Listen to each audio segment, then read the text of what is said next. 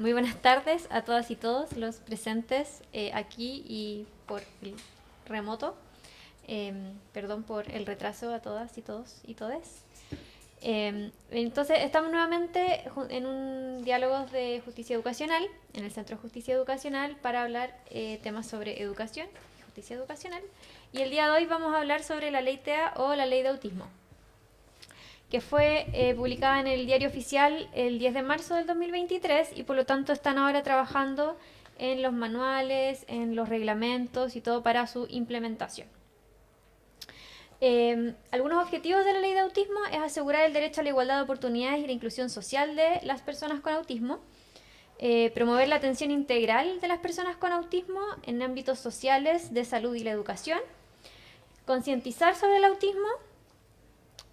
Y lo importante es que todos los derechos contemplados en la ley están pensados para el ciclo vital completo de las personas. Y por eso digo personas y no niños, porque serían niños, niñas, adolescentes y adultos. Algunos elementos presentes en la ley para su implementación es que el Estado debe asegurar el desarrollo personal, la vida independiente, la autonomía y la igualdad de oportunidades de las personas autistas. Contempla un abordaje integral del espectro autista y por lo tanto es intersectorial. Tiene áreas de salud, áreas de educación, de desarrollo social. La idea es que el Estado asegure la educación inclusiva de los niños, niñas, adolescentes y las personas autistas, nuevamente abordando todo el ciclo vital y asegurándose de la participación, permanencia y egreso. La idea es promover la educación completa y de calidad. Algo interesante de lo que nos convoca es que abre la posibilidad de una derivación desde los establecimientos educacionales para su diagnóstico. No es requisito que haya una persona de salud que identifique rasgos, sino que personas del mismo establecimiento educacional, cuando tengan la sospecha, puede establecer la derivación para el diagnóstico. Y otra de las cosas que promueve es que los padres, madres y tutores legales pueden ausentarse del espacio laboral en caso de algún problema que afecte la integridad del niño o niña en su espacio escolar. Y ese horario de trabajo está considerado como horario laboral. Entonces son algunas de las cosas que integra la ley que fue promulgada y como contexto social fue súper bien recibida, súper publicitada. Y voy a leer algunos de los comentarios que están en la plataforma de participación del Congreso, que uno se puede meter a votar las leyes y a comentarlas. Entonces ahí había una pregunta que era, ¿comparte la opinión de que se requiere una ley integral para las personas que se encuentran dentro del espectro autista, que incluye áreas de salud, educación, desplazamiento de áreas públicas, el acceso a edificios públicos? Y ahí entonces yo tengo destacados dos comentarios que me parece que podemos abordar después en la conversación. Una persona dice, por supuesto, ya que la salud y el acceso a los colegios es francamente insuficiente para las personas bajo la condición del espectro autista. Y otra persona, en contraposición, dice, me parece bien, pero ¿por qué no regular a las personas con discapacidad en su conjunto, como se hace en otras legislaciones? La regulación por grupos de personas no es una buena técnica y genera efectos negativos. Esa es una opinión personal de alguien que la da por internet. Desde la promulgación y la publicación ya hay algunos procesos de implementación en modo de pilotaje en espacios públicos, como la implementación de cajas prioritarias, de horas de tranquilidad para las personas autistas que atienden a grandes tiendas, por ejemplo, donde se reduce la luminosidad, se reduce el ruido ambiente y se ha estado también capacitando al personal de atención, por supuesto, en espacios públicos y en establecimientos de salud y establecimientos educacionales. Así que sobre eso vamos a estar hablando hoy y les presento a quienes nos acompañan el día de hoy como panelistas. Está Carolina Cornejo, ella es de formación profesora básica, tiene un magíster en educación especial y es doctora por la Universidad de Playa Ancha. Trabaja actualmente en la Universidad Católica del Maule y es directora del Departamento de Diversidad e Inclusividad Educativa de la Universidad Católica del Maule, y su área de trabajo se centra en la atención a la diversidad en contexto escolar. Luego está Ricardo Rosas, que es psicólogo de la Pontificia Universidad Católica de Chile y doctorado en Psicología Cognitiva por la Universidad Libre de Berlín. Es profesor titular de la Escuela de Psicología de la Universidad Católica y sus áreas de interés son la inteligencia, la psicología de las discapacidades, el juego, el aprendizaje implícito y el desarrollo de sistemas instruccionales basados en tecnología. Él es investigador principal del Centro de Justicia Educacional de la línea 2 de Inclusión de la Discapacidad y es director del Centro de Desarrollo de Tecnología de la Inclusión, CDTIUC. Y luego nos acompaña Andrea Solano. Ella es mamá de un niño autista en etapa escolar y ha participado en agrupaciones de padres y madres de alumnos TEA para su organización y visibilización. Así que el día de hoy estaremos conversando con ellos y voy a empezar con una pregunta que la voy a dirigir inicialmente a Andrea, pero luego les voy a dar espacio para que todos den su opinión y su respuesta. Entonces, Andrea, ¿qué beneficios crees tú que trae la ley de autismo en el contexto educativo? ¿Qué problemáticas o tareas pendientes has identificado tú que están tendientes a resolverse con la promulgación de esta ley? Bueno, primero que nada, buenas tardes a todos los que nos están viendo. Yo creo que el principal aporte de esta ley en el ámbito escolar tiene que ver con la oportunidad de visualización de todos los niños y jóvenes autistas y de las dificultades que enfrentan sus familias para la inserción escolar. Muchos padres de niños autistas tienen grandes dificultades para encontrar un colegio que acepte a sus hijos. Los autistas, tal como su nombre lo dice, es un espectro. Eso significa que existen muchas diferencias entre personas autistas.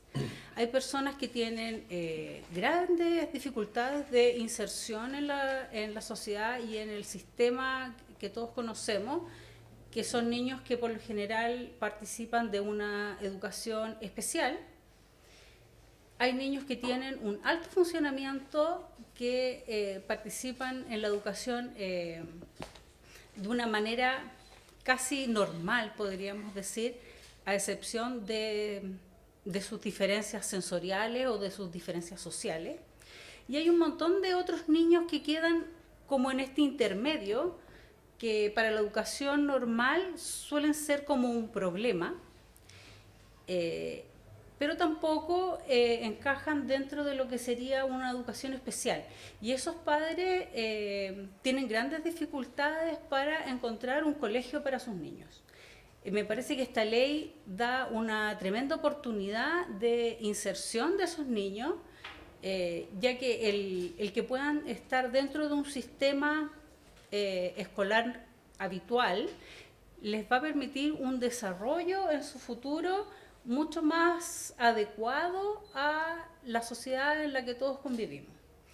Creo que por eso esta ley da una gran oportunidad de, por un lado, de visualización de lo que es el autismo, por otro lado, también obliga a que los participantes de la educación tengan que tener una capacitación y un conocimiento de lo que es el espectro autista y de lo que viven los niños y adolescentes que están dentro de este espectro. Asimismo, creo que más que solucionar problemas, nos trae muchos problemas, porque esta ley lo que está haciendo al visualizar esta realidad está mostrando que existen muchas deficiencias en el sistema escolar actual y que hay mucho en qué trabajar.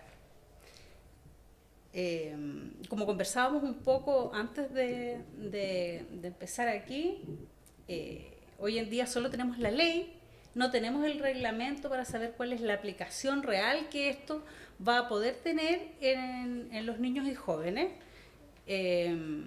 porque eso lo va a dar los reglamentos que surjan durante este año.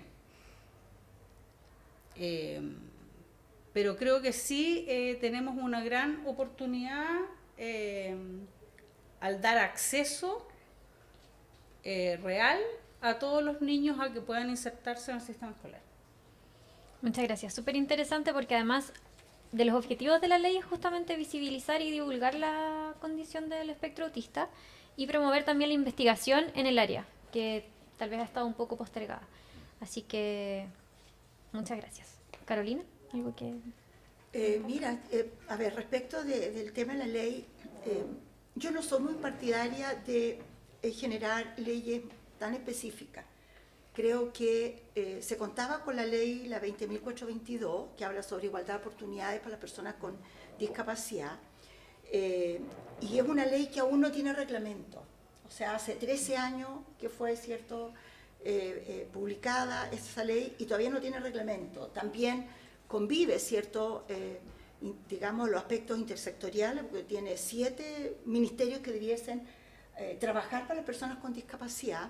Es una ley muy, digamos, específica en muchos aspectos, pero creo que tampoco ha dado respuesta a la familia, a los niños, ni tampoco ha respondido, diría yo, a los profesores ni a la sociedad en general. Porque esa ley, ¿cierto?, te hablaba, no sé, desde cosas tan simples como el tema de la infraestructura, que fuera obligatoria, ¿cierto?, los accesos, o sea, todo lo que es la accesibilidad, el diseño universal. Te hablaba, ¿cierto?, el tema de la parte del transporte, el tema de los semáforos, o sea, cosas que uno puede pensar que son como bastante simples, pero que hasta el día de hoy en nuestro país no se han concretado, no se han regulado, ¿se fija? Entonces, a mí me da un poco de susto que esta ley vaya a pasar como similar, ¿ya? En que finalmente lo que se hace es visibilizar una situación, ¿cierto?, no solamente de las personas, sino que también de la familia, del entorno, lo cual no es fácil, ¿cierto?, ser padre de esos chicos, porque cada uno es distinto y digamos, reaccionan o recepcionan el entorno y sus interpretaciones son diversas. Entonces no es fácil, tampoco es fácil el trabajo escolar. Entonces yo no sé si efectivamente los colegios se van a abrir, porque esta ley, ninguna ley obliga a que los colegios reciban, sino que se trabaja con la disposición y la voluntariedad de los directivos. Entonces finalmente los directivos terminan convenciendo a los padres diciéndoles creo que sería mejor que lo lleve a otro colegio, porque sabe que acá tenemos súper buena disposición, pero no tenemos los profesionales idóneos para atender. Entonces es una manera bastante correcta de poder decirle a la mamá, en otras palabras, sabe que llévese a su hijo a otro lugar. Entonces yo tampoco estoy tan segura que eso va efectivamente a producir un cambio dentro de los propios establecimientos escolares, ¿se fija? Entonces, a mí eso me asusta mucho, porque creo que hay mucha expectativa de parte de la familia y de las propias, sobre todo los jóvenes, porque muchos jóvenes tienen, digamos, como la conciencia de que pertenecen, ¿cierto?, a esta condición. Tienen esa claridad, conocen y reconocen su diagnóstico o sus limitaciones. Entonces, generar expectativas creo que no es tan bueno. Entonces, a mí eso me preocupa mucho, de esta, primero, ¿cierto?, mucha socialización que hubo. Se respondió, yo diría, bastante más rápido que en otras situaciones digamos, de hablar de personas con necesidad educativa especial en general. Entonces, no sé realmente si vamos a poder efectivamente implementar, porque va a salir el reglamento, después va a decir el reglamento cuánto tiempo más se va a implementar, porque seguramente esto va a requerir recursos, o sea, recursos de todo tipo, porque hay que preparar a los profesionales en el ámbito de la salud, hay que preparar capacitar a los profesores, digamos, a los profesores que están en ejercicio, y esas capacitaciones van a tener que ser de costo del Estado. Entonces, el Estado está disponible para generar una cantidad de recursos en estos procesos de capacitación a nivel nacional. Están las condiciones, efectivamente, de hacer un buen proceso de diagnóstico y que no exista un sobrediagnóstico. Entonces, yo creo que hay muchas preguntas que a mí por lo menos me generan con esta ley. Pero también es desde otro punto de vista, también abre un eje esperanzador, en el sentido, ¿cierto?, de visibilizar, de poner el tema, digamos, en la mesa y de que las personas vayan respetando las diferencias individuales, que respeten los tiempos de aprendizaje o respeten las maneras en cómo se comunican o cómo se relacionan con otros. Porque también hemos normalizado algunas formas de relacionarnos que son como entre comillas las correctas o las adecuadas, y las que no entran en ese grupo quedan como fuera. ¿Te fijas? Y eso no necesariamente para una persona el trastorno espectro autista, sino que en general para todos los seres humanos. Entonces, de ese punto de vista yo creo que es esperanzador.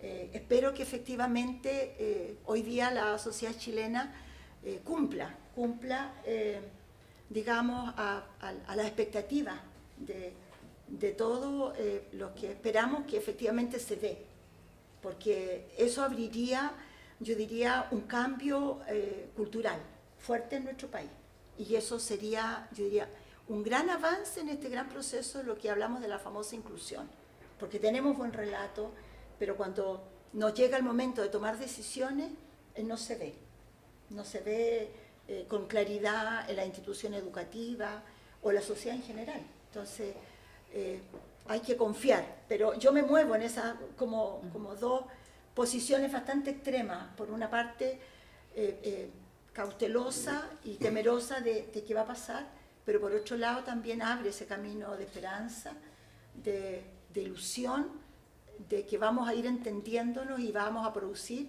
un cambio cultural.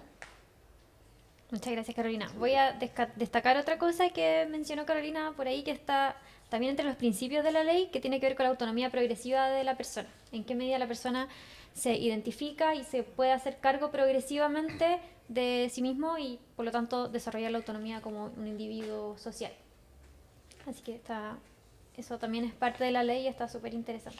Ricardo, Camila, ¿algún comentario? Perdón. Disculpa, en ese sentido, yo creo que va a ser muy importante el trabajo que se haga no solamente en la escuela o en el liceo o en la institución educativa, sino que también con la familia en el tema de apoyar los procesos de autonomía y de autodeterminación, y que se tome esa conciencia.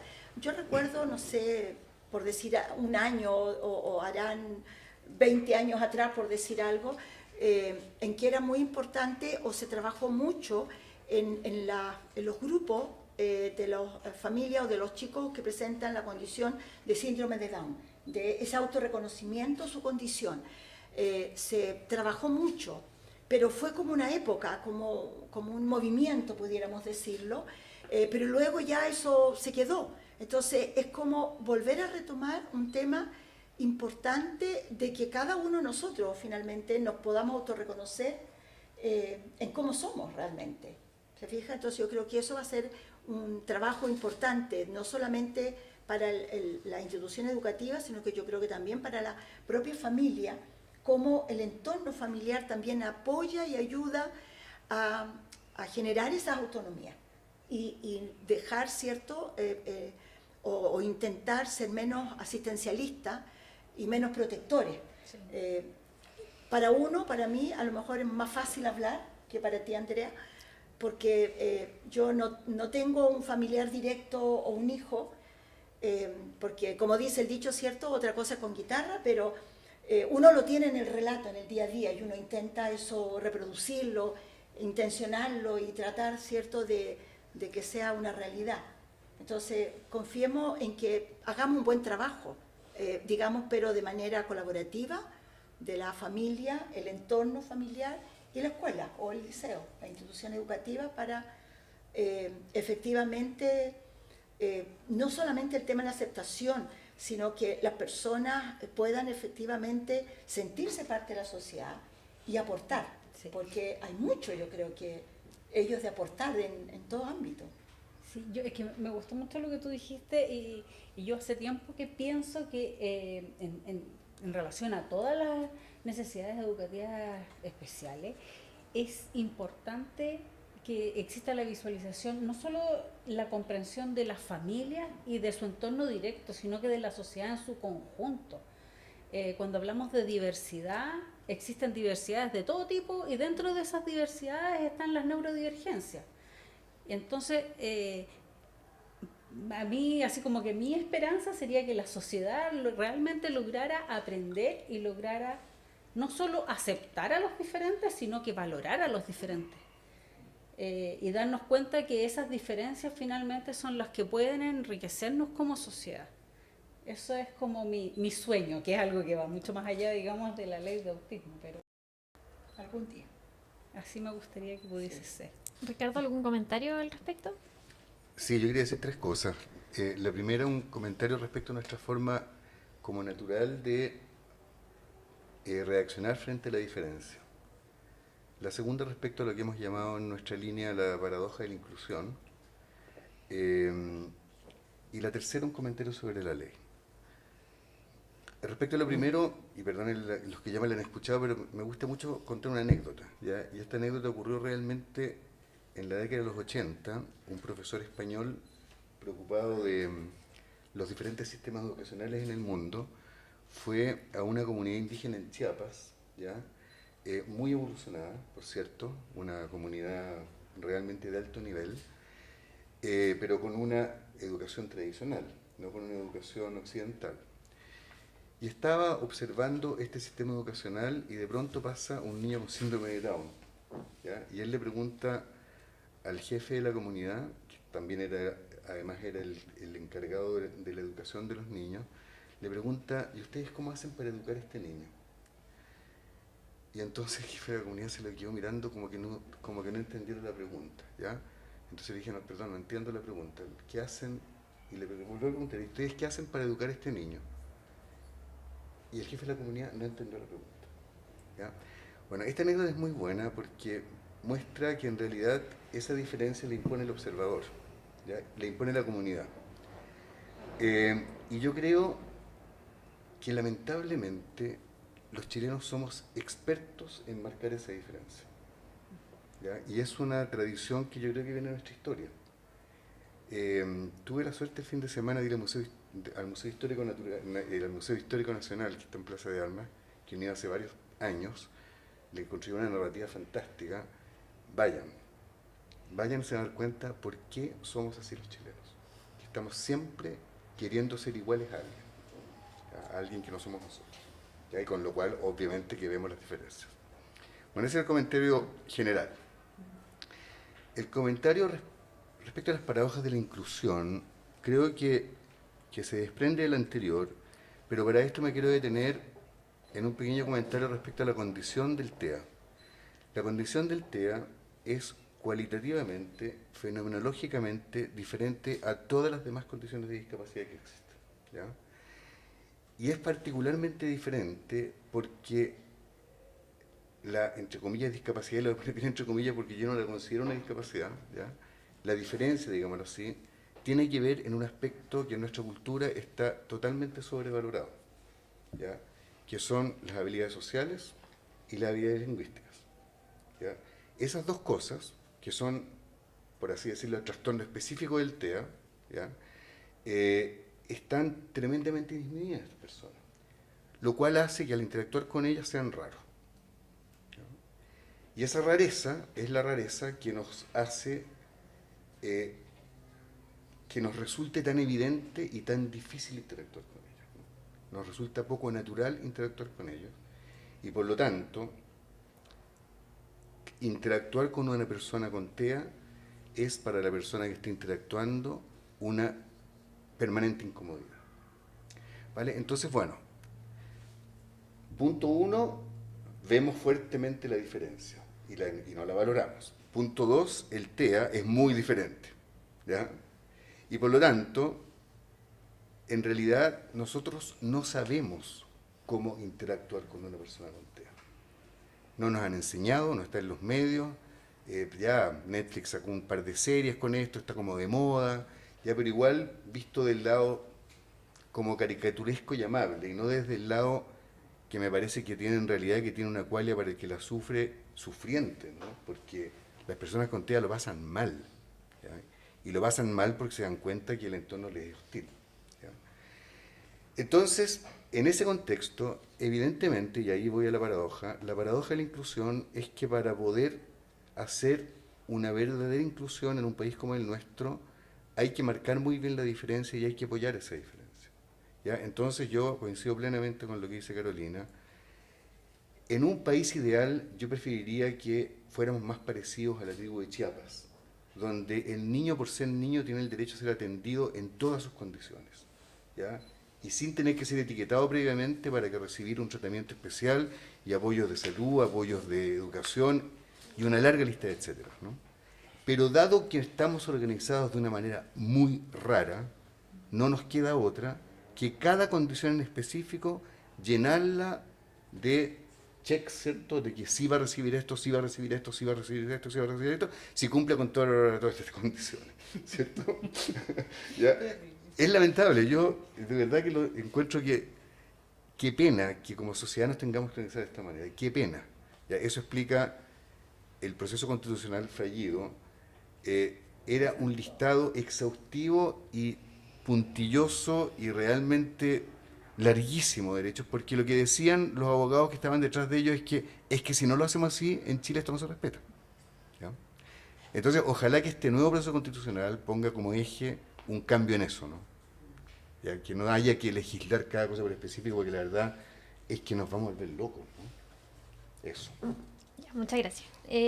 Vamos a volver a algunas de las cosas que planteó Ricardo hacia el final, porque bueno, sesgo cultural. Pero para quienes no están aquí, ¿no? Yo trabajo con Ricardo en la línea 2, entonces en la reflexión final yo estaba promoviendo algunas de las cosas que Ricardo destacó. Pero ahora vamos a ir con la pregunta 2 y le pregunto, voy a dirigir inicialmente a Carolina. Algunas cosas ya también se han mencionado, que claro, hablé de las ventajas o las facilidades de la ley. Ahora, ¿cuáles son los problemas que nos trae la ley a la sociedad y en particular a las instituciones educativas? Y quiero destacar como algunas cosas, como están preparadas las instituciones para implementar esto, que como bien decía Andrea, suena muy bonito, falta el reglamento. Y en ese sentido, ¿están las personas capacitadas? ¿Y cuánto nos demoraríamos en capacitar realmente para la implementación de algo así? Y aquí quiero destacar otras dos cosas que se han mencionado últimamente, que tiene también que ver con el número de estudiantes, a veces con autismo por sala, que en algunas salas es harto más alto del que está recomendado, de hecho, por la ley. Y el aumento del diagnóstico del autismo. ¿En qué medida las instituciones también tienen que absorber eso y les va a costar implementar dados estos fenómenos que están ocurriendo en la sociedad? Y te lo pregunto como educadora diferencial y como formadora de educadores diferenciales, y luego Andrea que conteste como madre y Ricardo también como educadora. Mira, yo creo la verdad que no estamos preparados. Yo creo que efectivamente esto es grandes desafíos. Primero, cierto, la formación inicial, porque también los que formamos a profesores, en mi caso, cierto, trabajo particularmente con estudiantes para formar profesores de educación especial, tenemos, cierto, que trabajar eso más allá de la parte diagnóstica o la parte teórica. Tenemos que generar, cierto, más investigación, pero también tenemos que buscar estrategias, pero no estrategias, cierto, exclusivas, sino que estrategias integradoras en donde todos los niños puedan participar de la acción educativa, ¿ya? Yo creo que eso son grandes desafíos en la parte de la formación inicial, tanto para cualquier tipo, digamos, de la formación de profesores, en general, educadores de párvulo, profesor de educación básica, etc. Pero también yo pienso en qué va a pasar con los profesores que están en la escuela. Porque claro, tú puedes capacitar, pero una cosa es que yo te capacito, te cito, hablamos del tema, pero otra cosa, cuánto tú estás disponible para efectivamente capturar, diría yo, el mensaje. ¿Te fijas? En cómo yo como profesor, ¿cierto?, puedo afectar positiva o negativamente a un niño o a un joven, ¿cierto?, que pertenece a esta condición. Ya sea por mi ignorancia o por mi falta de disposición.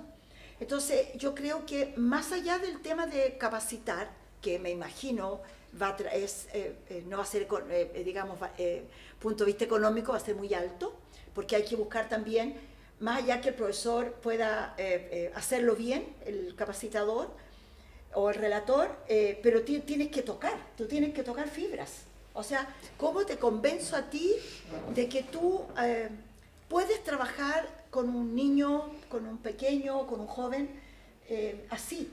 porque finalmente tendríamos que entrar a mirarnos nosotros mismos, porque uno de repente, ¿cierto?, cuando empieza a leer estas características, ¿cierto?, que son bastante amplias, yo de repente digo, hoy soy como así, porque hay momentos en que cuando se me acerca mucho como que me siento agobiada.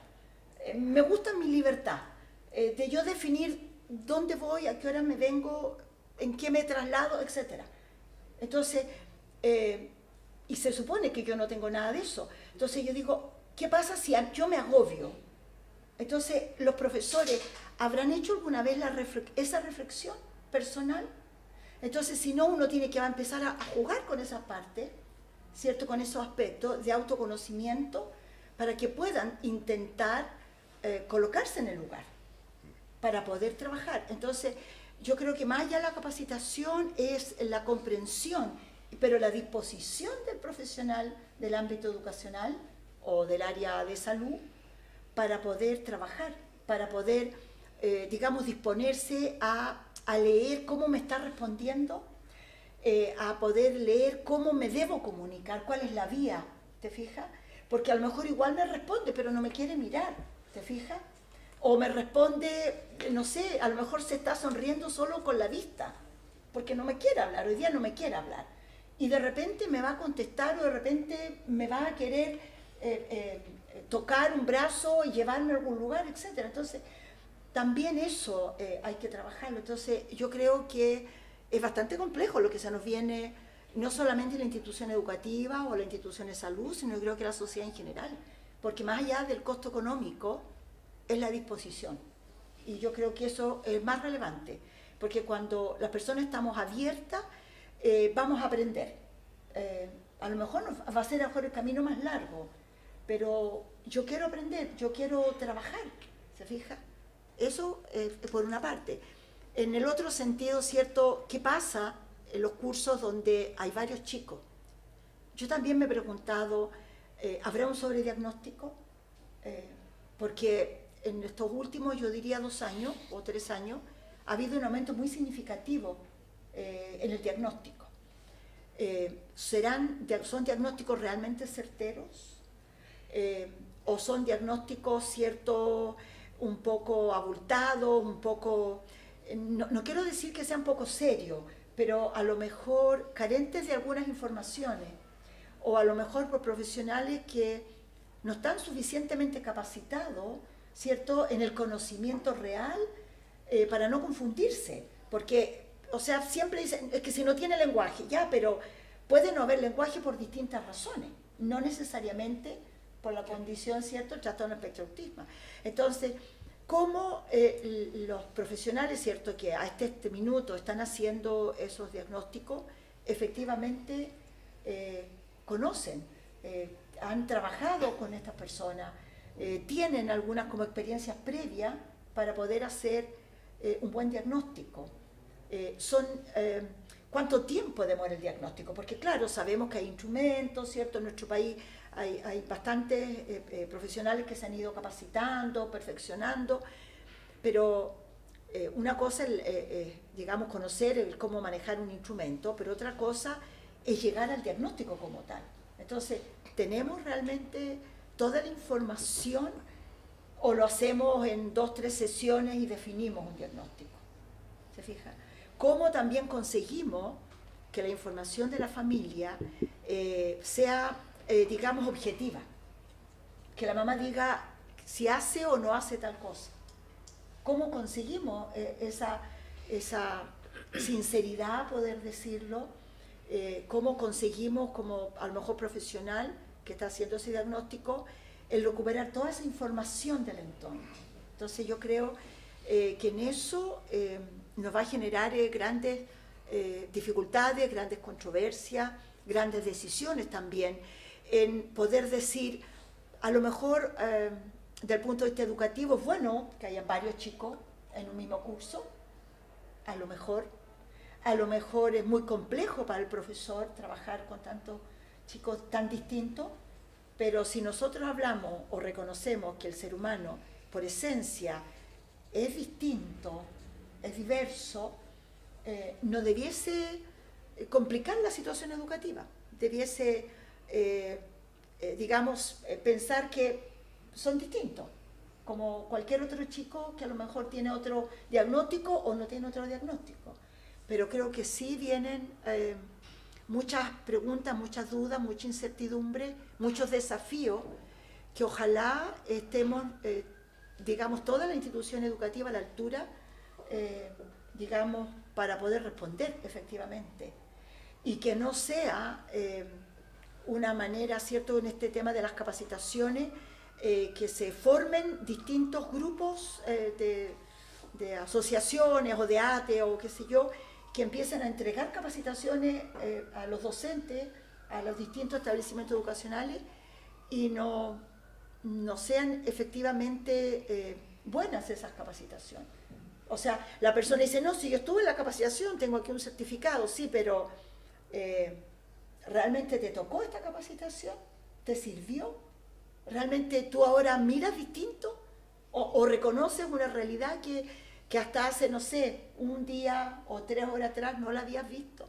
Porque yo creo que para mí esa es la capacitación, en que a mí me haga ver de una manera distinta, que me permita reconocer una realidad que estaba ahí y que a lo mejor yo no veía. Pero más allá, digamos, de la parte académica, de la parte de la conceptualización, de la parte teórica, diría yo, sino que el cómo descubrimos una realidad distinta que a mí me permita como profesor hacer mejor mi tarea y hacerla de una manera responsable, no de una manera como, bueno, me llegó este niñito, aquí está, tengo que darle un par de tareas, lo tengo que atender, no, sino que con la responsabilidad que implica el ser profesor respecto de la formación y el desarrollo integral de ese niño o de ese joven. Entonces yo creo que los desafíos son muchos, los problemas bastante, pero ojalá que podamos generar una buena estrategia, buenos planes para poder abordarlo de la mejor manera posible. Pero yo creo que sí tiene que ser de una manera colaborativa, porque no basta con el profesional o el académico, sino que a lo mejor tenemos también que llevar a lo mejor a mamás como tú, Andrea, de que puedan dar cuenta respecto de cómo tú recibiste este diagnóstico, de cómo tú trabajas con tu hijo, ¿te fijas? De cómo tú también a lo mejor te asombras o te sorprendes de respuestas o de modos distintos como se comunica o cómo, ¿cierto?, reconoce, o valida un nuevo aprendizaje que él está mostrando.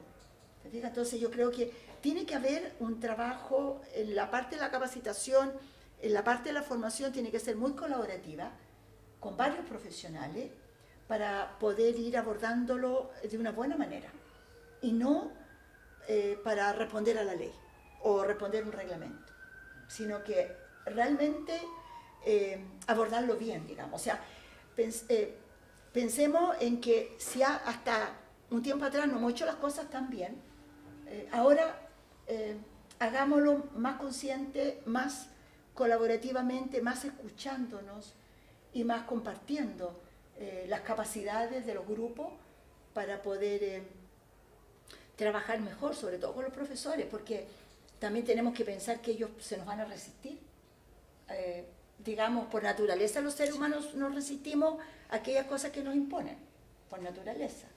Entonces, ¿cómo efectivamente, cierto, nosotros primero nos abrimos, pero también, cierto, cómo conseguimos un poco abordar esas maneras de resistencia propia del ser humano?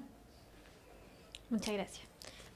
Ricardo, ¿algún comentario sobre los desafíos? Y voy aquí a hacer énfasis también como en la importancia de los diagnósticos y la diversidad dentro del aula, marcada por estos diagnósticos que nos impone la ley y que además un poco vienen antes de este proceso de identificación de aumento de diagnóstico de TEA en particular y de otras condiciones también.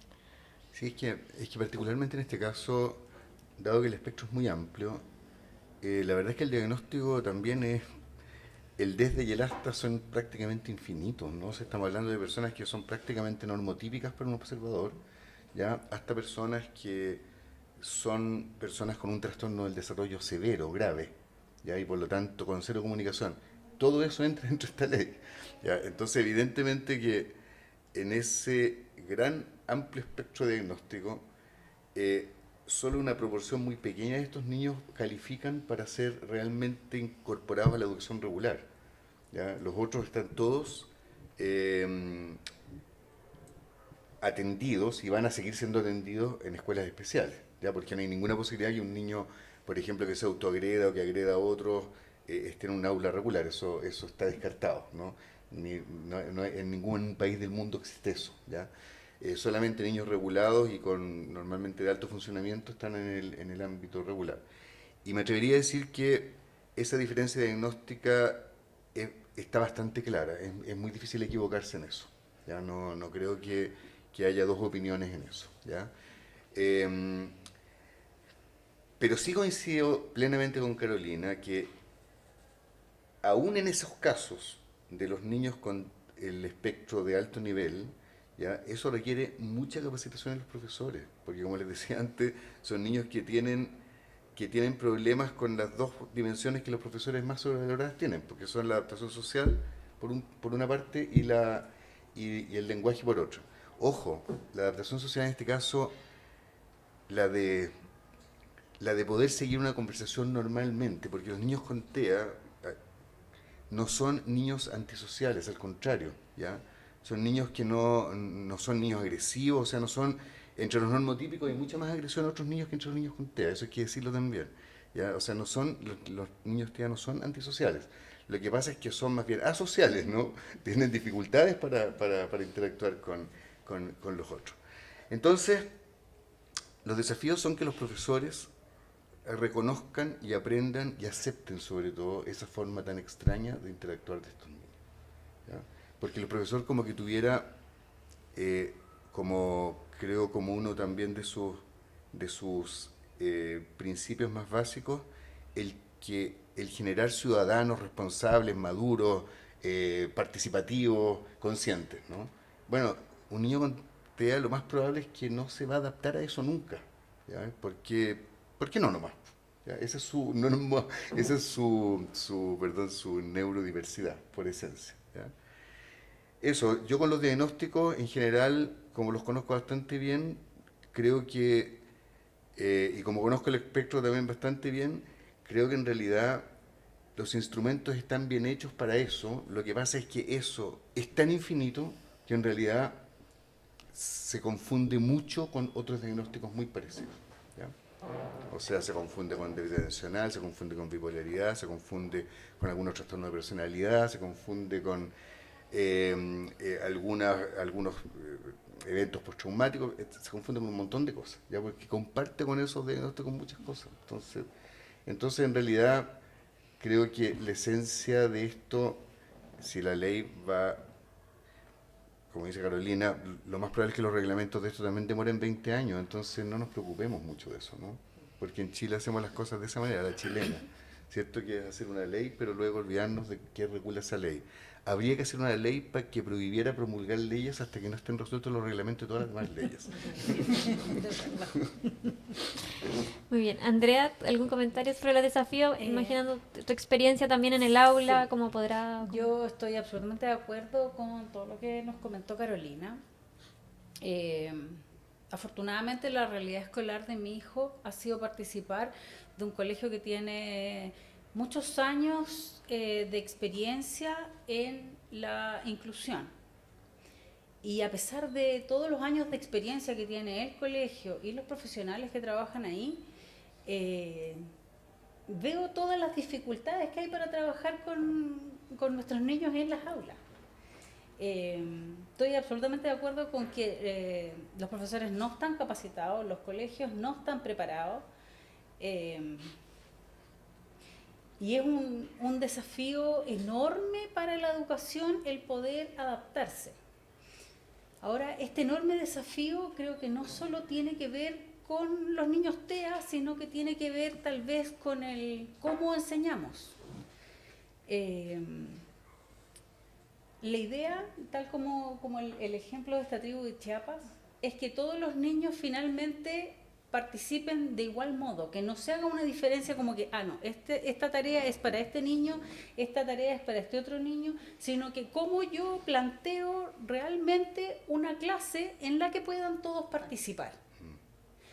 Y esa clase claramente no es la típica clase que tuve yo cuando estaba en el colegio con una pizarra en que se nos expone y todos aprenden y todos copian en el cuaderno. Ese desafío tiene que ver con una misma materia, tal vez utilizar diferentes herramientas, tal vez ver videos, tal vez hacer un juego, trabajar con material concreto, que finalmente no solamente les sirve a los niños TEA, sino que también les sirve a todos los otros niños del curso, que también les sirven a niños que tal vez tienen otras dificultades de aprendizaje, que a lo mejor, no sé, niños que tienen temas de falta de concentración y que tienen otras formas de aprender. Yo creo que los desafíos dentro del aula tienen que ver con eso, con el que tenemos que darnos cuenta de que existen formas diversas de aprender, que todos aprendemos de diferentes formas, y en la medida que logramos entender eso, vamos a lograr incluir a todos dentro de un aula. Eso desde la parte como académica, pero también está esta otra parte emocional que nos decía Carolina, que tiene que ver con la disposición a trabajar con personas diferentes, con la disposición a hacer las cosas de un modo distinto como estoy acostumbrada a hacerlo, y con la disposición de tal vez tener que hacerlo del modo difícil. También en el tener paciencia y tener cariño, porque hay un montón de frustraciones dentro de ese proceso, que muchas veces yo pienso que sí, hoy lo hice perfecto, lo preparé, fantástico, participaron, pero hubo un pequeño detalle que a lo mejor no vi y que hizo que se generara una disrupción dentro de la actividad y ese niño autista salió corriendo de la sala y no siguió participando. Entonces son tantos los factores, digamos, que pueden influir, que el tema de las capacitaciones efectivamente es muy difícil. O sea, si la capacitación va a ser, estos son los tipos de autismo, esto es lo que son las típicas características del autismo, claramente no va a servir de nada. Es mucho más importante el tema de tal vez hacer una dinámica de sensibilización, en el que uno tenga que colocarse en el lugar del otro y que sea una actividad más empática, va a generar un aprendizaje mayor al tener una clase expositiva desde el lado teórico.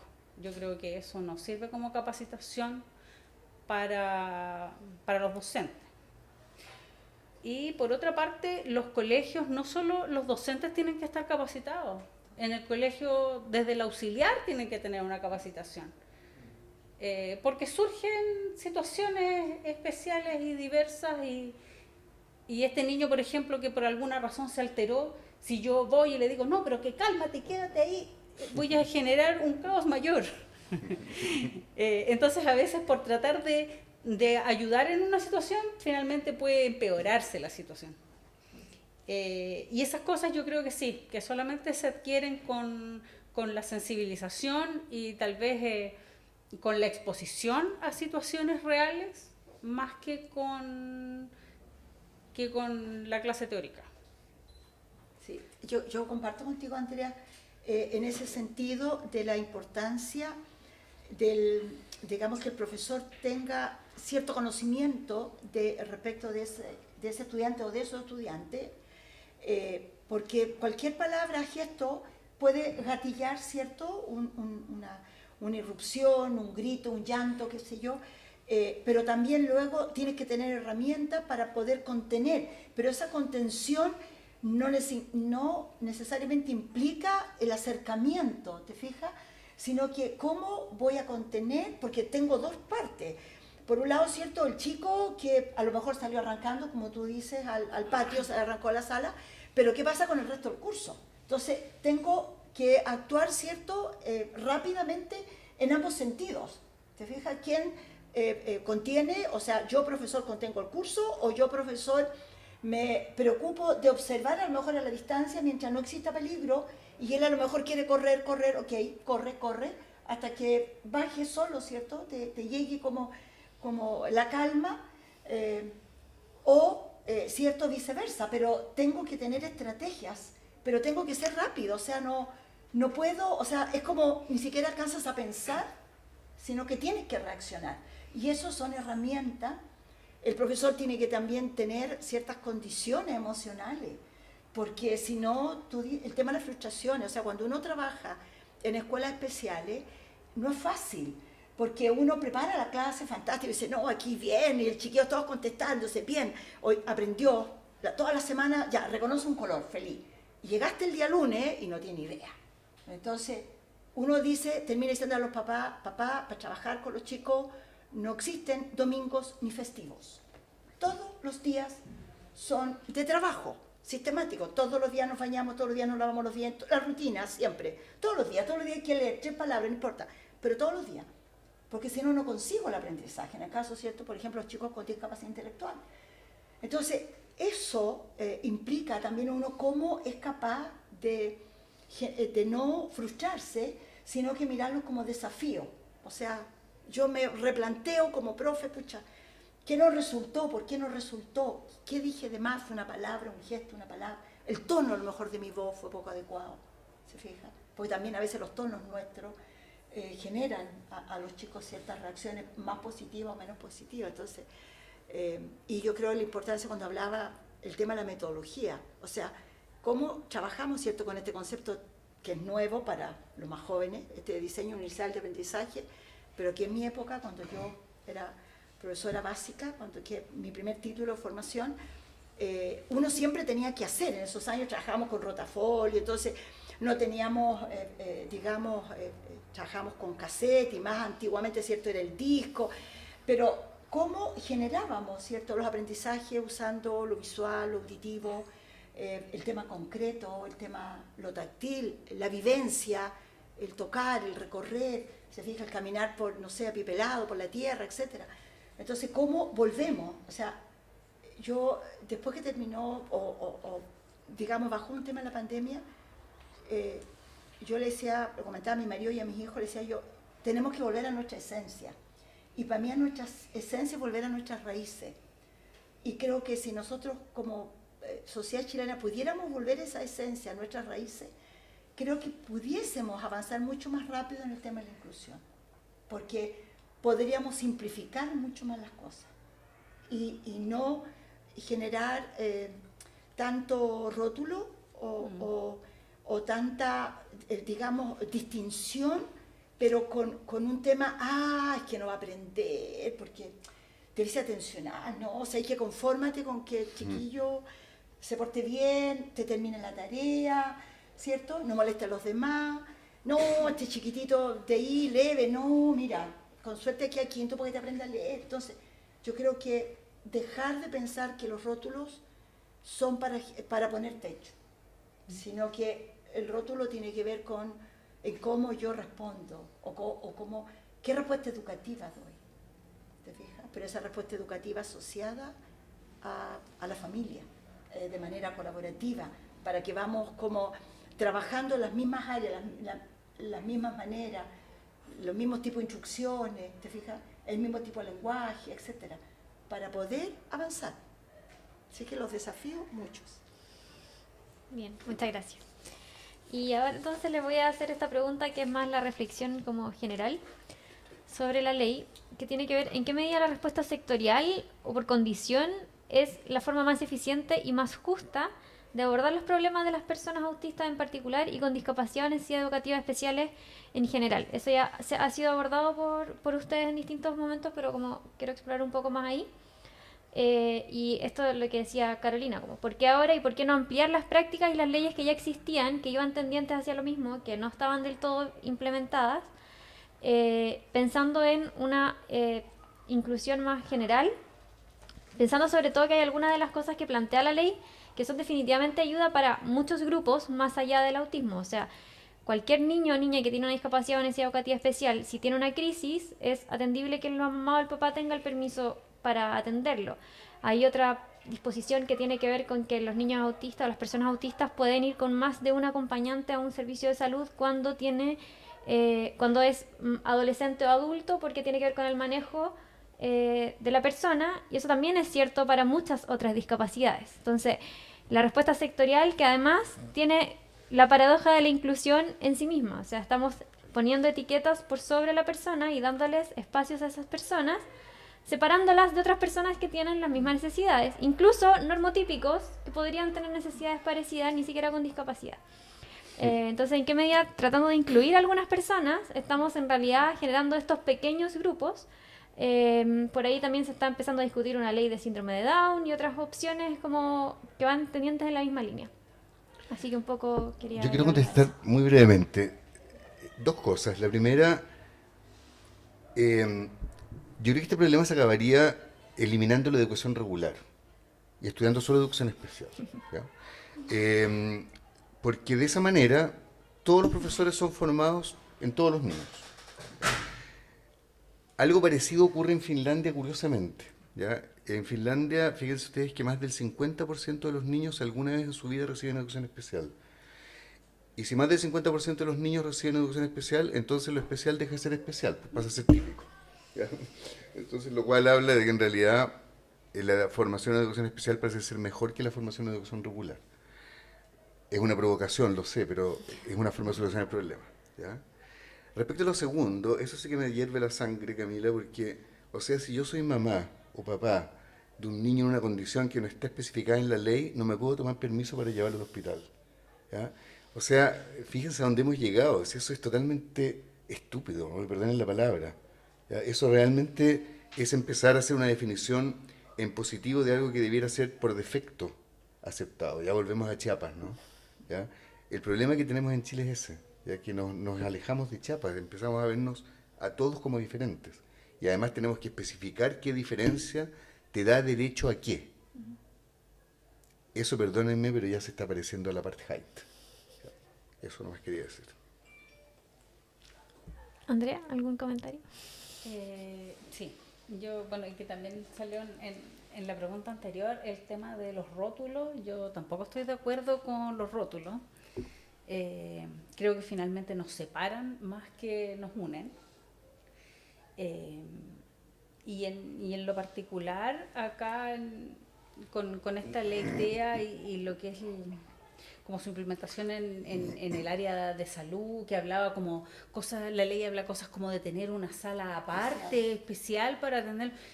Yo, o sea, realmente a mí me parece que esa es la parte menos relevante. Lo más relevante sería el cómo se va a acercar la persona que lo va a atender. Da lo mismo finalmente donde sea. El tema es cómo lo atiende. Y sí, o sea, bueno, en mi experiencia personal de chico fue muy difícil. O sea, me acuerdo alguna vez, por ejemplo, para tomarle un examen de sangre, que entre 3 enfermeros no eran capaces de afirmarlo para poder pincharlo. Que finalmente tuve que llevarlo a otro centro médico para que pudieran tomarle el examen de sangre, porque no fueron capaces de contenerlo para tomar el examen. Entonces ahí da lo mismo cuál sea la sala que yo tenga. El tema es cómo me acerco, cómo le explico lo que va a pasar, porque requiere toda una preparación previa a... Y claro, y efectivamente estas anticipaciones o estas preparaciones o esta sensibilidad del personal que lo va a atender no se requiere solamente para personas del espectro autista, sino que para personas, digamos, también pueden ser incluso neurodivergentes y igual tener ciertas sensibilidades especiales que no les permiten adecuarse al día a día. O sea, yo recuerdo cuando empezaron estas vacunaciones de COVID, había un bus donde uno subía a vacunarse. Y bueno, había que hacer una fila antes de subir, y entre eso, en un momento veo que un hombre de unos 40 años lo están bajando del bus, afirmándolo, y lo sientan en una silla. Al lado mío, que a mí ya me habían vacunado, estaba esperando el tiempo a ver si es que había alguna reacción. Y en eso me doy cuenta de que la persona se estaba desmayando del puro susto de que lo iban a pinchar. Y era una persona que no era autista, que no, era una persona común y corriente, pero le aterraba que lo pincharan. Entonces, ¿qué tipo de preparación hay ahí? O si es que había algo especial que hacer, porque fue, no, ya, sí, siéntese, y usted que no lo han pinchado nunca, y le empezaron como a interrogar, así. Más mal se sintió el pobre tipo. Entonces, yo creo que ahí está de repente lo más importante, más que tal vez en la infraestructura, está en la intención. Esa es como mi reflexión. Muchas gracias. Sí. Carolina. Mira, yo recogería en varias oportunidades, Andrea ha hecho mucho énfasis al cómo. Y creo que es muy relevante el cómo, cierto, atendemos o el cómo anticipamos algunas situaciones. Ahora, eso yo creo que también dice mucho de nuestras formaciones profesionales. A lo mejor también tenemos que hacer una autocrítica o una autorreflexión en lo que es, por ejemplo, la formación inicial de profesores, como también seguramente lo puede hacer salud. Efectivamente, estamos preparando a los profesores, a lo mejor con mucha teoría, muchos aspectos ciertos teóricos, cognitivos, etcétera, pero no en el cómo, ¿cierto? En cómo hago este puente, ¿cierto? Este acercamiento al otro, en cómo utilizo mis palabras. Entonces yo creo que allí hay mucho trabajo, efectivamente, para que estos aspectos, ¿cierto?, que se habla, intersectoriales, puedan efectivamente funcionar. Y Andrea tiene razón, o sea, no se necesita una sala especial. Lo que se necesita, ¿cierto?, es que las personas puedan atender a todas, digamos, desde un simple examen, ¿cierto?, por ejemplo, el examen de sangre, en que hay niños o personas que tienen son más amigables de una inyección o más, digamos, alejados, que se asustan, que se desmayan. Eso es bastante común. Los mismos niños, ¿cierto?, a veces van a ciertos centros médicos y no hay nadie de blanco, entonces usan otros colores y es como, la tía del jardín. Entonces, me es una persona confiable, no tengo que tener miedo, no está todo blanco, hay figuras, etcétera. Entonces, ¿cómo realmente también trabajamos los entornos más favorecedores, sin ser entornos demasiado recargados también, porque también podemos caernos al otro extremo, sino que cómo mejoramos esos entornos y hacemos esas consideraciones, pero también me preocupa mucho esas autorizaciones solo exclusivas para. Me parecen terribles, porque creo que esa situación debiese estar dado independientemente si es madre, padre o tutor, ¿cierto?, que está a cargo de un niño o a lo mejor de un adulto mayor, ¿cierto?, que podríamos poner un concepto de cuidador, debe, ¿cierto?, retirarse del trabajo en ciertos horarios para acompañar, hacer exámenes médicos o para hacer trámites, de repente no necesariamente con el tema de la salud, sino que otros trámites, no sé, sacar el carnet de identidad, por ejemplo, la cédula de identidad, ¿se fija? Entonces, eso debiesen estar, digamos, puestos en que las personas tienen esos derechos para usar determinados tiempos para hacer esos trámites, sí, aspectos de salud, etcétera.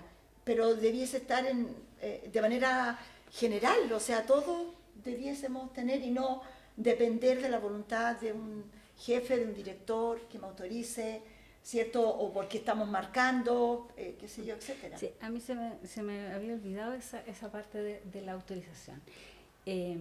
A mí algo que me hizo como un poco de ruido en lo que dice la ley, que hablaba como que, ya, sí, las personas van a tener derecho a ausentarse del trabajo en el caso de una emergencia y que eso iba a ser considerado como hora trabajada. Me gusta más la figura, lo que comentabas tú, que existe en la administración pública, que tiene que ver como con los días administrativos.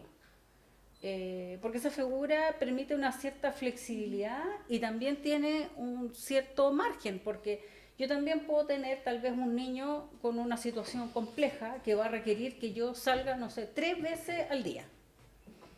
Entonces, ¿qué empleador va a querer contratar a alguien que sale 3 veces al día? yo creo que ahí también es como impracticable. Yo creo que tiene que tener un límite, independiente de que sea porque la condición de que el niño es autista, o que sea, por ejemplo, en el caso de que soy cuidador de un adulto mayor, o porque sea que tengo un niño hospitalizado, digamos. O sea, que pueden haber muchas razones por las que uno tenga una urgencia. Ahora, lo que sí me parece que es como importante, pero que tiene que ver más como con la ley laboral, sería que existiera la posibilidad efectivamente de dentro de un cierto rango, digamos, de tiempo de ausentismo, que exista la flexibilidad respecto de el momento. Porque cuando yo tengo una urgencia, no me pueden decir, sí, te doy permiso en 3 días más. O sea, yo necesito ahora. Entonces, ahí es la parte donde es complicado, digamos, que las jefaturas te den el espacio. Y hay trabajos en que es más complicado ausentarse que otros. Por ejemplo, si tú eres un profesor, ¿vas a dejar el curso botado porque tienes que ir a ver a tu hijo? Sí. Eso implica que tiene que haber un otro que se quede con ese curso. Es diferente cuando yo, por ejemplo, no sé, en el caso que tengo una consulta particular y le digo a la secretaria, ¿sabes qué? Llama y di que no voy a atender hoy día en la tarde. Es mucho más simple. Entonces, por eso yo creo que ahí como que tiene que tener un límite. Yo creo que así amplio es súper impracticable. Me parece súper interesante lo que dice porque además, curiosamente, bueno, uno de los principios de la ley también tiene que ver con la perspectiva de género. Y nuevamente es muy probable que este tipo de propuestas que tiene la ley, que suenan muy bien, van a terminar afectando negativamente a las mujeres, que son más frecuentemente las que atienden este tipo de emergencias. Por supuesto, uno puede pensar en 1000 alternativas y respuestas a eso, que no sea la mujer siempre la que se está llamando, pero en la práctica, al menos lo que ocurre ahora, es que es otra fuente más posiblemente de discriminación laboral para la mujer si es que tiene un niño en alguna condición, en este caso autismo en particular, porque entonces va a empezar a tirar permiso, lo ocupe o no, probablemente va a estar siempre pesándole encima. Y eso, como bien dices tú también, tiene la otra diferencia que tiene que ver con el tipo de trabajo que las personas ejercen. O sea, hay personas que con mayor poder van a tener más flexibilidad, personas con menor poder van a... Además de la función tiene una cosa y la otra tiene que ver en qué escalafón de la sociedad también te encuentras. Y todo eso muy posiblemente va a tener gente que va a ser más afectada con este tipo de propuestas, si es que no es pensada como un derecho de todas las personas que son cuidadoras, que son muchas personas cuidadoras, de personas mayores, de niños, niñas, de personas con discapacidad. Así que eso quería rescatar. No sé si tienen algo más que les quedó pendiente que quisieran comentar. Camila, respecto a lo que tú planteas, yo creo que es relevante lo que tú dices respecto del tema de género, porque normalmente es cierto, somos las mujeres las que llevamos los niños a médico por distintas razones, por el tema del vínculo o porque más bebé, etcétera, o a lo mejor vamos a ser más firmes en un momento dado en que hay que enfrentar alguna situación, en fin. Pero claro, existe esa línea, digamos, sensible. Ahora, también hay un tema cultural, que no es menor, diría yo, en el sentido de que efectivamente esta confianza, o sea, tú pides permiso, o sea, tú me avisas que tienes una emergencia y efectivamente es una emergencia. O cómo vamos a definir o atender la emergencia, ¿te fijas?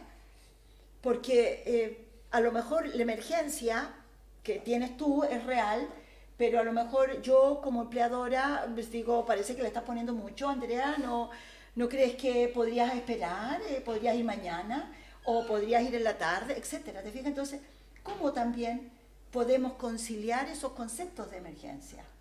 Porque, claro, cuando de verdad está la emergencia, te tienes que ir, o sea, ni siquiera esperes una respuesta, o sea, a lo mejor vas camino a resolver la emergencia y estás avisando, no puedo llegar, me pasó esto.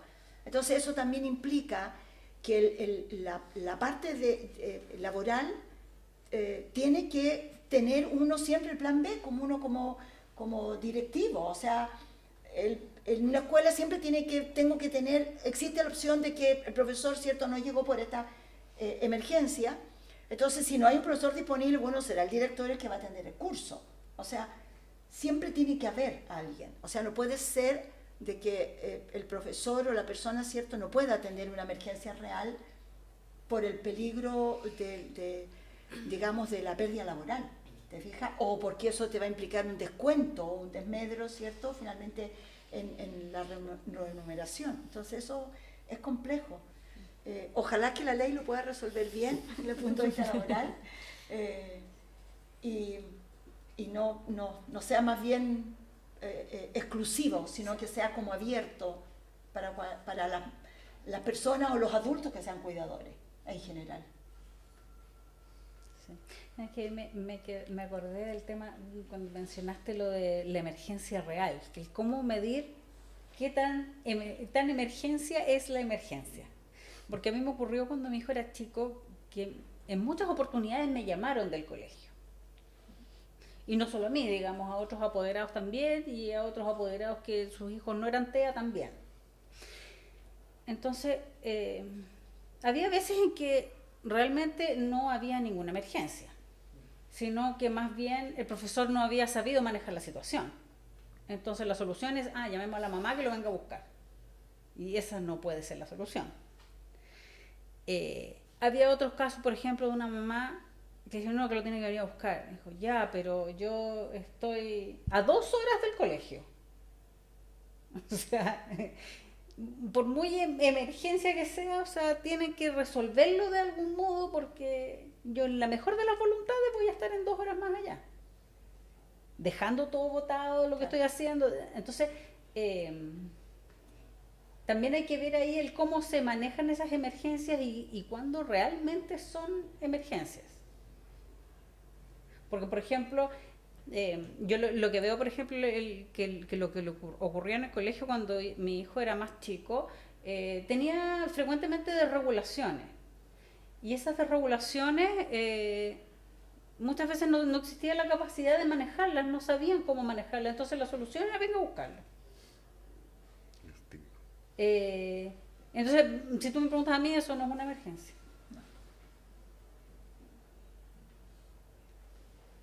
Bien, Eso, muchas gracias. Gracias entonces por sus respuestas, sus opiniones. No sé si alguien del público quiere hacer alguna pregunta a los panelistas. O sea, 2 cada uno.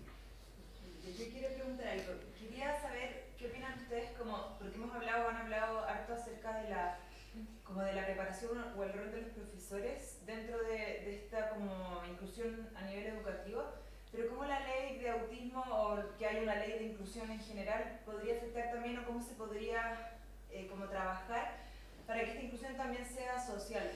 Primero quizás dentro de la escuela, luego en la sociedad, o sea, que sea visible, pero no solo visible, sino que visible y aceptado, que el niño esté en el aula y que no tenga que verse como atacado por otros compañeros que a lo mejor no van a comprender cómo la formación quizás del docente o de la escuela tendría que guiar el proceso social de las personas dentro de un espacio inclusivo.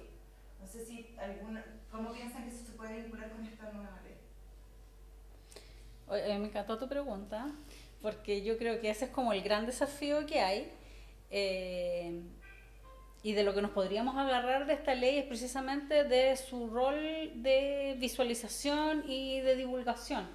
Y la divulgación y la visualización no tiene que ver con que hay un día que es el día del autismo y que todos nos ponemos un corazoncito azul, sino que esa visualización tiene que ver con que realmente la sociedad pueda entender que existen muchas personas que están dentro del espectro autista y que puedan de cierto modo conocer las dificultades a las que se enfrentan las personas autistas para insertarse en la sociedad.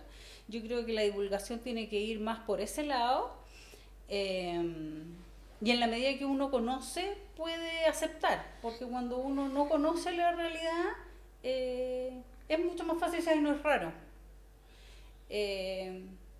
pero porque uno no entiende por qué esa persona es rara. Ahora cuando uno empieza como a interiorizarse y a entender que esa persona entiende diferente, percibe la realidad diferente, tiene una sensorialidad diferente, entonces ahí uno se empieza como a darse cuenta por qué estas personas actúan distinto. Y yo creo que sí que el colegio sí debiese tener un rol como de motor para que la sociedad cambie en ese sentido, porque los colegios son finalmente quienes van formando las nuevas generaciones. Entonces, cuando nosotros estos conceptos los inculcamos en los niños desde pequeños, cuando llegan a ser adultos, para ellos es natural. Y no tienen esa de, ay, no, que este es raro, que este otro es así, que este es asá, sino que aceptan que todos somos diferentes y que tenemos características distintas. Entonces, desde ese punto yo creo que sí los colegios tienen una tremenda responsabilidad y que sí hay que tomarse desde el lado de que esta ley dice que existe este rol de divulgación y de visualización y que se supone que va a haber un financiamiento para eso. Debería ese financiamiento estar bien enfocado en realmente hacer una visualización de esas realidades y no hacer afiches o publicidades que finalmente no dicen nada más allá de un logo. Eso. Sí. Yo creo que lo que dice Andrea es importante, en que la escuela, ¿cierto?, sea como el centro, no solamente, ¿cierto?, para trabajar con sus padres, sino que a lo mejor pueda abordar a las distintas organizaciones sociales. O sea, invitar, no sé, a lo mejor o ir a las reuniones de la Junta de Vecinos, o trabajar con los clubes deportivos, etcétera, en donde se pueda, porque finalmente ese niño o esa persona o ese joven, ¿cierto?, pertenece a esa comunidad, ¿se fija? O sea, está inserta y es del barrio. Entonces, ¿cómo, ¿cierto?, conseguimos el trabajar estos temas? O sea, no solamente el tema del trastorno espectro autista, sino que en el fondo decir que somos todos tan distintos, o sea, abordar todas las diferencias que tenemos, ¿se fija? Pero desde la escuela, que sea la escuela a lo mejor el centro, como bien dice Andrea, el motor, que pueda relacionar o articular las distintas organizaciones para que puedan, digamos, dialogar, a lo mejor, ¿cierto?, hacer mesas de trabajo, pero donde se puede opinar o se pueda debatir el tema, de cómo abordarlo, de qué se trata, ¿te fijas? Pero también de maneras prácticas, de una manera que podamos pensar en un impacto, pero también tenemos que medir ese impacto, porque no sacamos nada con hacer mucha publicidad o hacer mucho trabajo, pero si nosotros no medimos realmente el efecto que vamos produciendo en esos entornos. Yo solo quiero decir que yo soy muy escéptico de que eso sea posible, ¿ya? Sobre todo porque nuestro sistema está organizado de una manera donde hay que definir la diferencia y hay que definirla con diagnósticos de especialistas y una larga lista, etcétera, ¿no? Con lo cual esa persona ya entró diferente, es tratado de manera diferente, al profesor le implica un trabajo diferente, todo diferente, ¿no?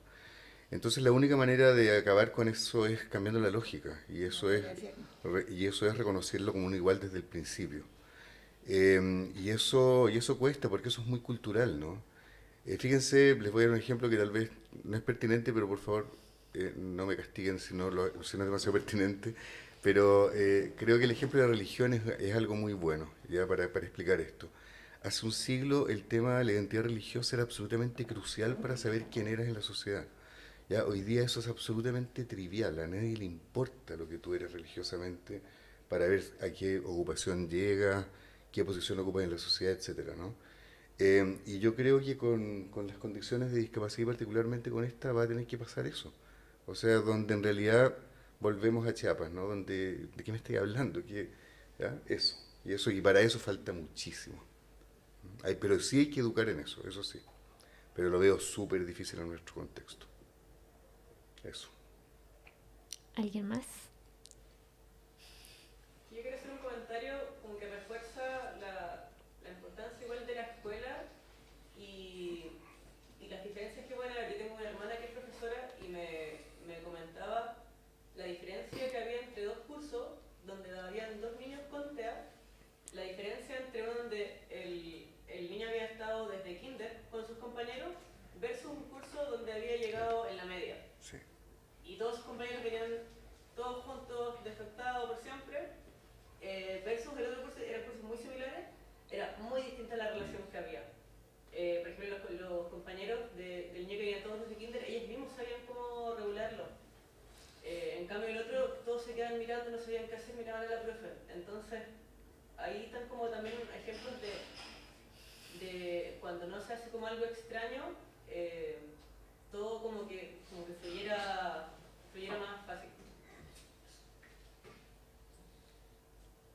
Gracias.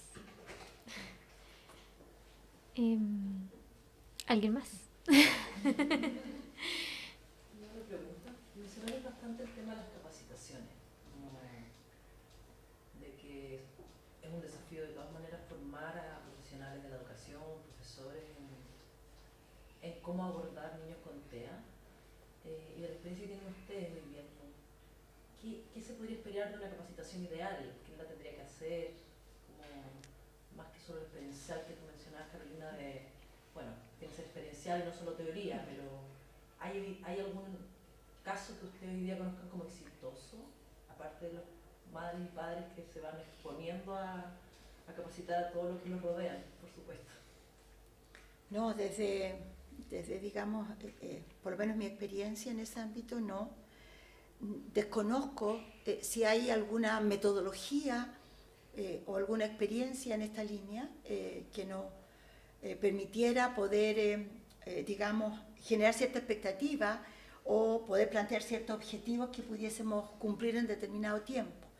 ¿Ya? Yo creo que no.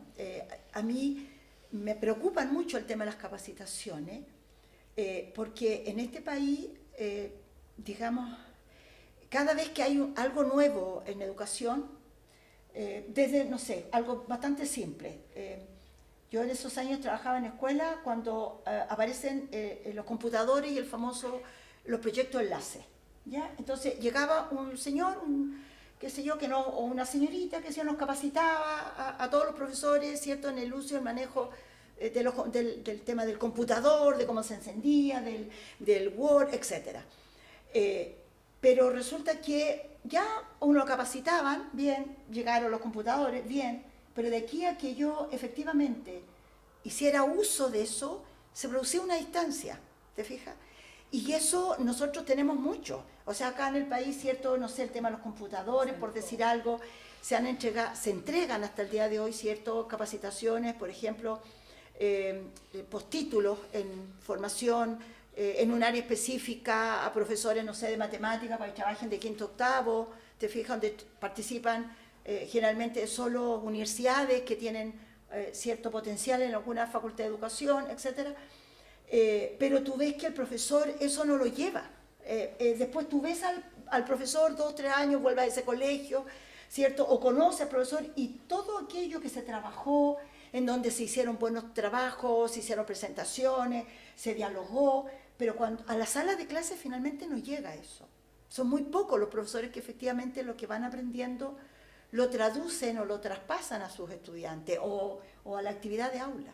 Entonces, realmente eso es complejo, porque uno en este caso o en muchos otros, ¿cierto?, se trabaja con la disposición de las personas. Y lamentablemente, ¿cierto?, los profesores, cuando tú tienes ciertas capacitaciones, ¿cierto?, que te dan ciertas horas, también viene una mejora en el sueldo. Pero eso también tiene un tope, o sea, porque hay un porcentaje. Entonces tú cubres ese tope, entonces da lo mismo que si la capacitación me la dan, no me la dan, voy o no voy, participo. Entonces yo creo que más bien son transformaciones culturales. Y nosotros, para poder producir eso, tenemos que transformarnos. O sea, cuando hacía el comentario, ¿cierto?, y decían 2 colegios distintos, y eso es una realidad. O sea, porque los chicos se acostumbraron, ¿cierto? Era como mi compañero distinto, ¿ya? Lo mismo ocurre en el tema, ¿cierto?, hoy día de las personas con la orientación sexual distinta. Cuando vienen desde el kinder y esto se produce en la básica o en la media, es como ya mi compañero, mi compañera, que ahora quiere que tenga un nombre distinto, bien, no hay mayor problema. Se aborda muy bien entre los pares. También en algunos grupos de profesores, pero cuando se inserta y llega de otro colegio porque el chico lo pasó mal, etc., es más difícil. Es más difícil porque se ve como raro. O sea, ¿por qué se cambió de colegio? ¿Por qué es así? ¿Por qué no le gusta que lo llamen por su nombre? Etcétera. Entonces, yo lo siento bastante complejo, el cómo se aborda, el cómo buscamos o se busca, ¿cierto?, en este caso el Estado, ¿cierto?, que va a ser responsable de, no sé si irá a licitar o desde el CPIP van a generar algunos modelos, ¿cierto?, particulares de trabajo pero ojalá que sea muy participativo y colaborativo para que se pueda realmente funcionar. Pero también tener un tema de autocrítica respecto al propio trabajo que se haga para ir en mejora, o sea, no generar un modelo y lo tiramos a nivel nacional, sino que vamos haciendo y sobre la marcha también mejorando, digamos, buscando o mirando qué áreas o qué aspectos o qué tipo de actividad funcionó mejor para poder fortalecerla, y aquellas que vemos que no genera impacto, modificarla o erradicarla. Yo creo que no va a ser fácil esa tarea. Bien. Sí.